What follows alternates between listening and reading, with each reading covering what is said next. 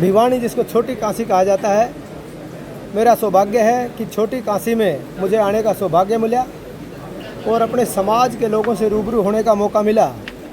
पूरे हरियाणा प्रदेश में हमारे संविधान सम्मान समारोह के रूप में ये आयोजन हो रहे हैं, जिसकी शुरुआत कुरुक्षेत्र से हुई थी। इसकी शुरुआत जब पहला कार्यक्रम हुआ तो पहले कार्यक्रम में मुख्य अतिथि के रूप में हरियाणा प्रदेश के पूर्व मुख्यमंत्री, राजनीतिक संत और हाल में केंद्रीय मंत्री मनोहर लाल जी और देश के कानून मंत्री अर्जुन मेघवाल जी उसमें मुख्य अतिथि के रूप में शिरकत की थी। इसी कड़ी में दूसरा कार्यक्रम बड़ा नीलोखेड़ी में हुआ, करनाल लोकसभा क्षेत्र में। वहाँ पर मुख्य अतिथि के रूप में केंद्रीय मंत्री मनोहर लाल जी ने शिरकत की और हम सब लोग, समाज के लोगों ने इकट्ठा होकर संविधान के सम्मान में यह आयोजन किया। ये संविधान सम्मान समारोह पूरे हरियाणा प्रदेश में चल रहे हैं। उसके बाद यमुनानगर, अम्बाला, कैथल, जींद, उसके बाद ये भिवानी का नंबर है। तो इस संविधान के सम्मान में एक आयोजन किया जा रहा है कि संविधान का सम्मान किसने किया, संविधान का अपमान किसने किया। आखिरी पंक्ति में खड़े आखिरी व्यक्ति को इस बात की जानकारी भी होनी चाहिए। अगर चुनाव के समय हम ये काम करते तो लोगों को लगता कि ये तो राजनीति कर रहे हैं, लेकिन आज 100 कोस भी चुनाव नहीं है। आज ना जिला परिषद के चुनाव है, ना नगर निगम के चुनाव है, ना विधानसभा के चुनाव है, ना लोकसभा के चुनाव है। ये इस बात को दर्शाता है कि सही मायने में हम सामाजिक संगठन इकट्ठे मिलकर ये संविधान सम्मान समारोह कर रहे हैं। सब लोगों को पता होना चाहिए कि संविधान के सम्मान में किसने काम किया, किस नेता ने काम किया, किस पार्टी ने काम किया। मैं थोड़ा सा इतिहास में जाना चाहता हूँ। 1952 में संविधान निर्माता डॉक्टर भीमराव अंबेडकर जी ने जब उन्हें कैबिनेट से इस्तीफा दिया और दोबारा चुनाव लड़ा उपचुनाव के रूप में, तो जब बाबा साहब डॉक्टर भीमराव अंबेडकर जी ने चुनाव में खड़े हुए तो बुरी तरीके से कांग्रेस पार्टी ने और तत्कालीन प्रधानमंत्री जवाहरलाल नेहरू जी ने षड्यंत्र के तहत उनको बुरी तरीके से हरवाने का काम किया, जमानत जब्त करवाने का काम किया।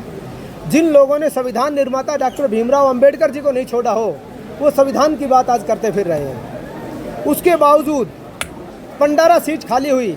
पंडारा सीट से फिर से कांग्रेस से बात करके, कांग्रेस वालों ने बात करके कुछ विषय, उनके जो विश्लेषक लोग थे, जो उनके मुख्य लोग थे, उन्होंने सुझाया कि doctor B are Ambedkar ji को लोकसभा में जाना चाहिए, ये तो इंटेलिजेंट आदमी है।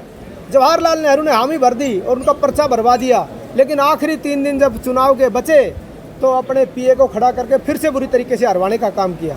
तो एक बार नहीं, बार बार संविधान निर्माता को ठेस पहुँचाने का काम किया, उनको डेंट करने का काम किया, उनको पिछाड़ने का काम किया। जो संविधान निर्माता को जिन लोगों ने नहीं छोड़ा हो, वो आज संविधान की बात करते फिर रहे हैं।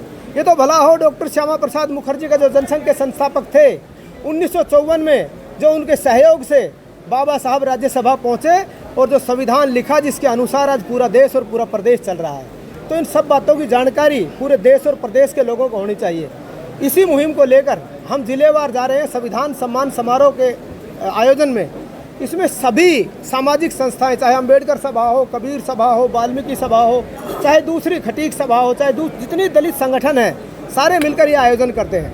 आज देश में भी भारतीय जनता पार्टी की सरकार है और प्रदेश में भी भारतीय जनता पार्टी की सरकार है। तो ये पता लोगों को होना चाहिए कि संविधान का सम्मान किसने किया और अपमान किसने किया। आज वो लोग संविधान की प्रति फहराकर और झूठ बोलने का काम कर रहे हैं कि भारतीय जनता पार्टी अगर सत्ता में आई तो संविधान का सर्वनाश कर देगी। ये संविधान की कॉपी हाथ में लेकर इस प्रकार का झूठ बोलना भी एक अपराध है।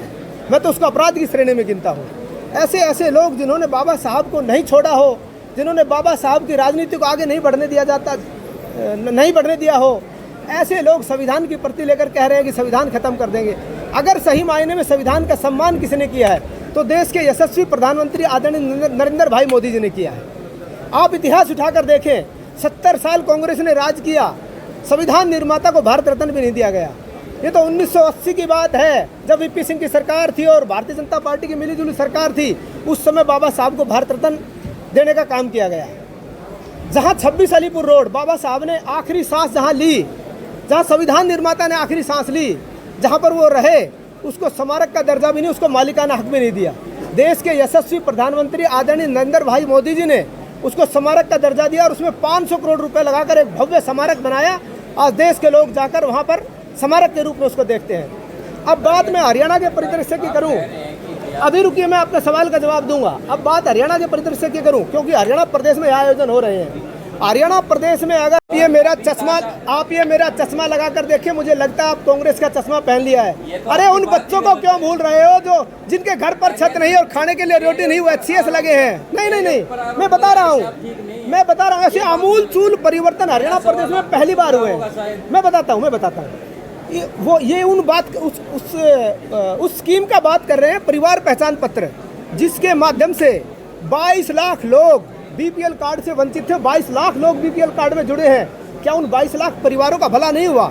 हाँ, कोई नई योजना आती है, उसमें खामियां जरूर है, मैं ये नहीं मानता कि एकदम दुरुस्त हो गई, लेकिन जब वो खामियां दूर हो जाएंगी तो आप देखना ये विकास में मील का पत्थर साबित होगी परिवार पहचान पत्र। आज परिवार पहचान पत्र का जिक्र हरियाणा प्रदेश में नहीं, देश के कोने कोने में हो रहा है।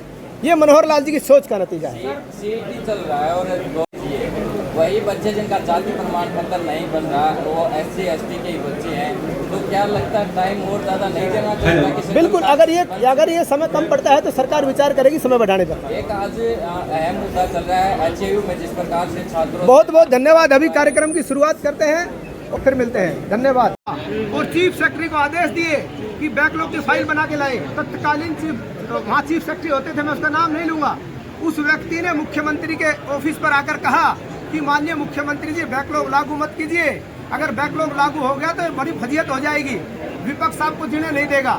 लेकिन पहला ऐतिहासिक मुख्यमंत्री ऐसा है जिन्होंने कहा आप रिपोर्ट लेकर आइए, मैं प्रमोशन में रिजर्वेशन भी दूंगा और बैकलॉग भी लागू करूंगा। आज उस पर गंभीरता से काम चल रहा है। EWS और SC में नियुक्त हूँ। अच्छा रहेगा या हरियाणा प्रदेश का कोई नुमाइंदा आए तो उससे बात करें। धन्यवाद।